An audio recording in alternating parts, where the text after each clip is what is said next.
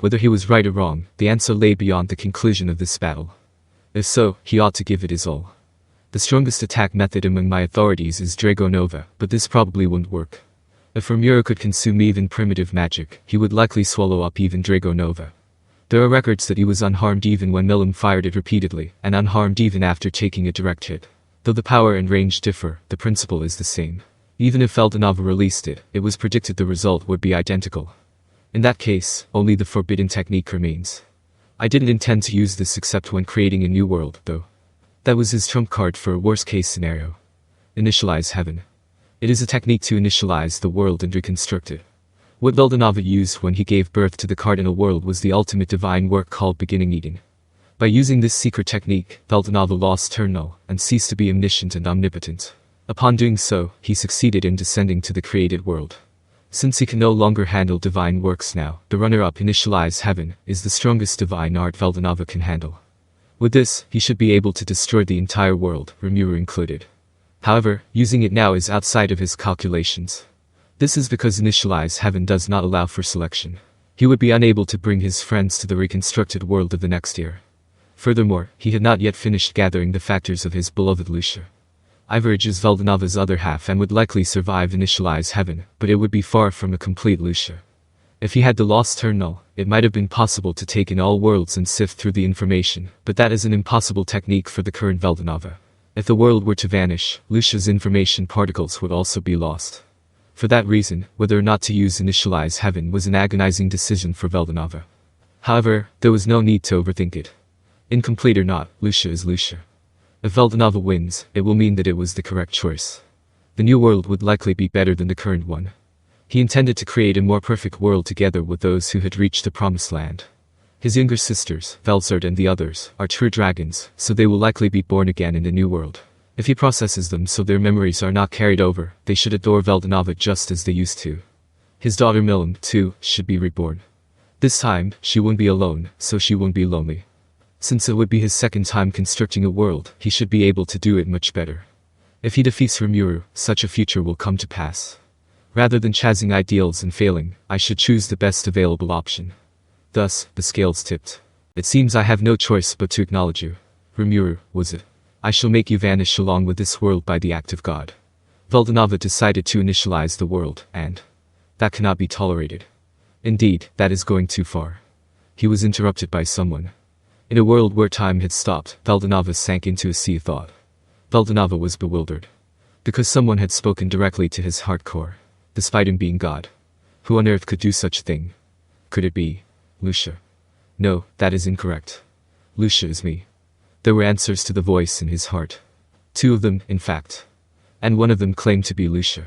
Faced with such a surprising situation, Veldanava could only be shaken. Just as he wondered what was happening, the soul stolen from Rimuru began to shine. The voice had come from there. Master is omnipotent, but with me present, he seemed unable to fully believe in his own achievements. Therefore, as an agonizing decision, I decided to utilize you. Someone explained it to him. Who are you? I am Ciel. A Manas existing for the sake of the Supreme Rimuru-sama. To call another Supreme while setting him aside was amusing, Veldanava thought. But before that, it was incomprehensible that a Manas could act with such rich emotion and unbridled freedom. If he were to believe those words, this entity calling itself Ciel claimed to have used Veldanava. That implied she had separated from Rimuru on purpose. Even if I believe that you are Manas, are you saying you thought Rimuru would win without you? Veldanava asked. A Manas specializes in calculation capabilities. Their existence is top secret, known only to a very select few, yet they are useful beyond measure in activating skills and magic. For such a Manas to voluntarily abandon the role of supporting its master was a story hard to believe, even for Veldanava. However, Ciel answered calmly. Even without my support, Master's win rate was 100%. Therefore, there is no problem. Besides, I had one other important objective. As if to say the current result proved it, Ciel claimed her actions were born from the certainty that Rimuru would win. To display such confidence before Veldanava, a god, was quite something. However, since the current situation seemed to be following that prediction, Veldanava felt complicated. Ignoring Veldanava's feelings, Ciel began to complain. Even so, Master is truly troublesome. To think he would expose that appearance, he really cannot be left unattended. It was a topic completely unrelated to the battle. Rimuru had changed from the appearance of a beautiful girl to that of an adult male, But Ciel was dissatisfied with this. She hadn't expected him to take such an action. It was outside her calculations. But, conversely, she was also relieved. Ciel had been worried about Rimuru. He is invincible, yet completely unaware of it. He cannot refuse when relied upon, confronting heavy pressure out of a sense of responsibility alone. Such a soft-hearted, lovable Rimuru. This time, too, he was likely putting on a brave face in front of his friends while feeling anxious inside. And perhaps, he might even be grieving the fact that Ciel was gone. For Rimuru, Ciel's master, nothing is impossible. He is omnipotent and the strongest. Ciel wanted to teach Rimuru that.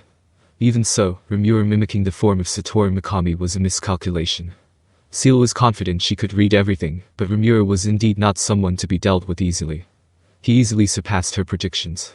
This time, he had done so in a way she disliked. Fortunately, the battlefield is in chaos. Master's appearance has not yet been closely scrutinized, so let us return quickly and have him change back.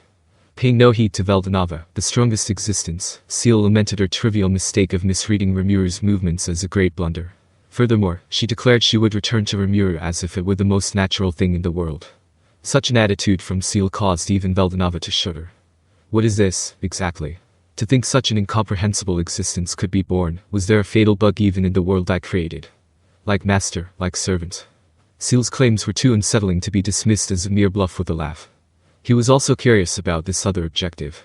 That likely had to do with Lucia. Rather than retorting to Ciel, confirming that was the priority.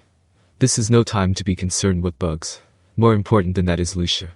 For Veldanava, the most important thing was not the unidentified Ciel.